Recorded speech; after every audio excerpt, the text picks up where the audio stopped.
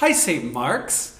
Last week I began a video series on music from the English Reformation, and I started with the music of Thomas Tallis. And in that video I gave you sort of the quick and dirty history of the English Reformation. Since then, I have, on my own time, just started reading a book about the Tudors and the English Reformation. It's about 600 pages, and I'm beginning to realize that I've only scratched the surface of everything that comes from this time period. I mean, there's political upheaval, there's religious upheaval, there are movements within society that are extremely complicated, and it's a lot to wrap your head around. So I'm going to leave that up to all of you to investigate further if you like. But today in this video, I'm going to talk about the music of William Byrd. That's B-Y-R-D, William Byrd. Like his teacher Thomas Tallis, William Byrd was a gentleman of the Chapel Royal. As I discussed last week about Thomas Tallis, we have very few details about his early childhood. The same is the case with William Byrd.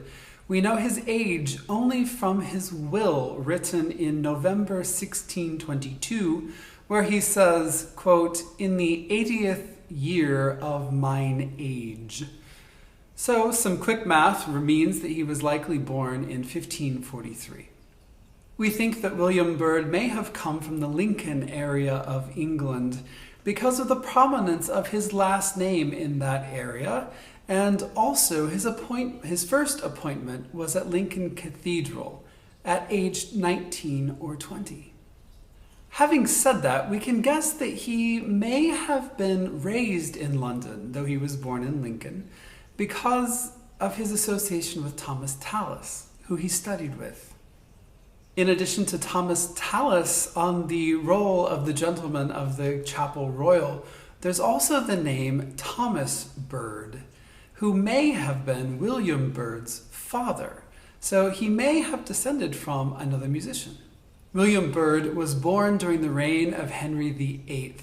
Henry VIII died when William Byrd was only 4 years old. The Book of Common Prayer was completed in 1549 during the reign of Edward VI. William Byrd was only 6 years old. Now, if you remember from last week, Edward VI wasn't king for an incredibly long time, and he never really ruled the country himself. He had a committee of advisors who made decisions on his behalf because he died when he was quite young. Byrd's earliest works were likely written during the reign of Queen Mary I, Bloody Mary. Mary, of course, was a staunch Roman Catholic and had thrown the Book of Common Prayer out of England and restored the Sarum liturgy. So Byrd's earliest works from his teenage years were likely written during the reign of Queen Mary, and they are in Latin and intended for the Sarum liturgy. As I mentioned just a few seconds ago, Byrd took his first position as a professional musician at age 19 or 20. He was the director of music, the cathedral organist, and master of the choristers at Lincoln Cathedral. William Byrd, in his appointment at Lincoln, was given, quote, "a larger salary than usual," and also received a long-term grant of a rectory at Hainton, Lincolnshire. The rectory likely provided Byrd with an additional income from the land. We know from records at the cathedral that in 1569, William Byrd and the cathedral's chapter, a chapter is kind of like the modern vestry. They are a body that sort of organizes and makes policies for the cathedral. So Byrd had a falling out with the chapter, but we don't know the specifics of what this falling out entailed. William Byrd left Lincoln in 1570, soon after this disagreement. But the chapter of the cathedral knew that Byrd was worthwhile to keep around in some capacity. They hired a replacement to take on his organist and choirmaster responsibilities at a lower salary. And envoys from Queen Elizabeth I went to the chapter and ensured that Byrd would still receive an income from Lincoln, 1/4 of his previous salary, as long as he sent the cathedral church songs and services from time to time. And this arrangement continued until 1581, long after he had left the employment of the cathedral. While he was at Lincoln, Byrd wrote a lot of music. The new revised liturgy required new music in English rather than Latin. You couldn't simply take the music you had composed for a Latin text and apply an English text, because the syllables and the whole sentence structure and the stressed syllables and unstressed syllables are so different between the languages. So it's all new music because it was a whole new language. Having said that, it's important to note that it wasn't just like we flipped a switch and suddenly the whole liturgy was in English.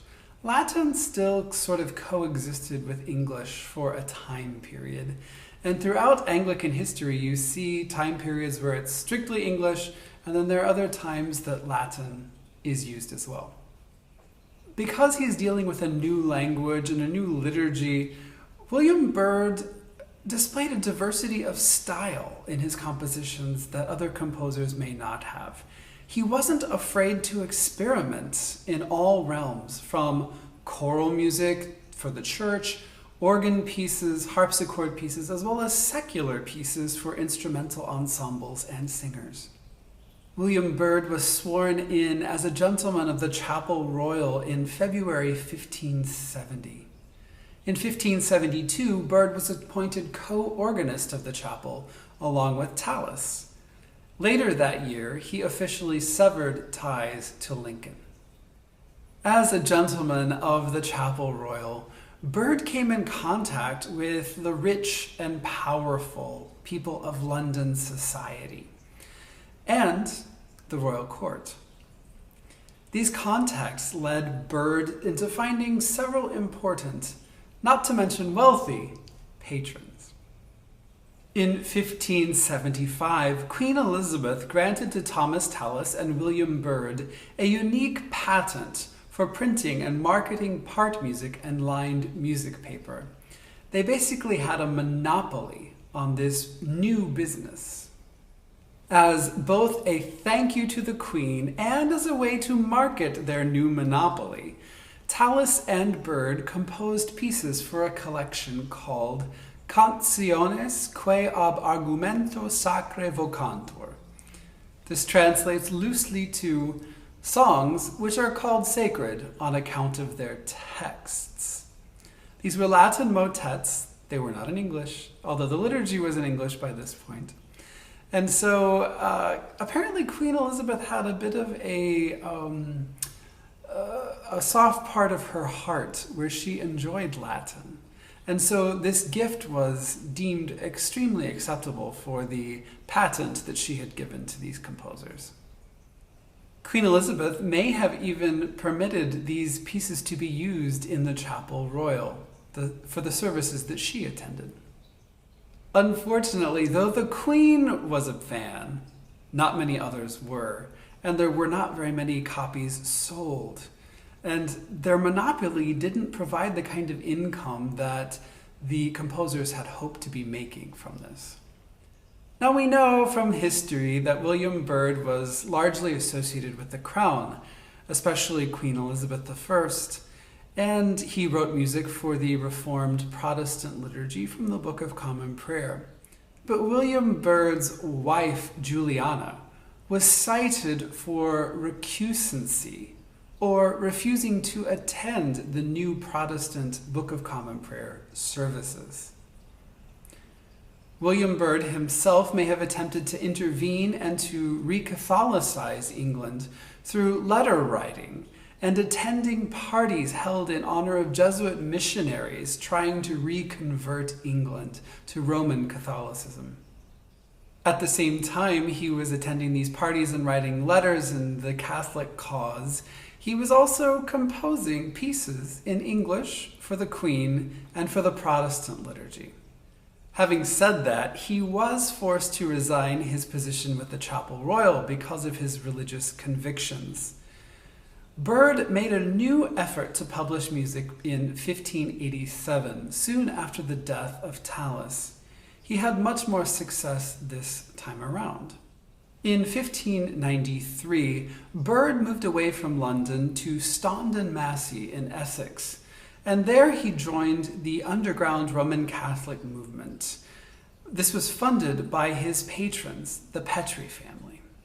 Though Byrd was a part of this underground Catholic movement, he used his connections and his exclusive rights to publish music for Catholic masses.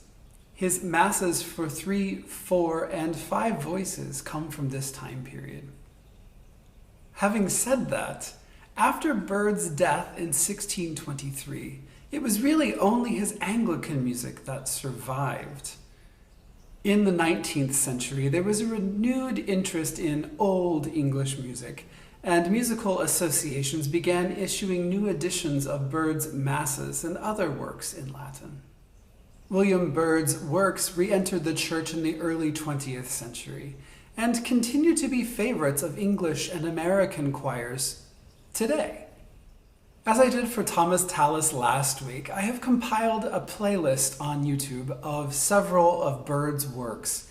These come from all different periods of his composition, including English anthems, Latin motets, harpsichord pieces, parts of the Latin Mass, and music written for the earliest services from the Book of Common Prayer. I hope you will all give this a listen, and that you'll take this chance to hear some of the first Anglican choral music. I'll see you soon.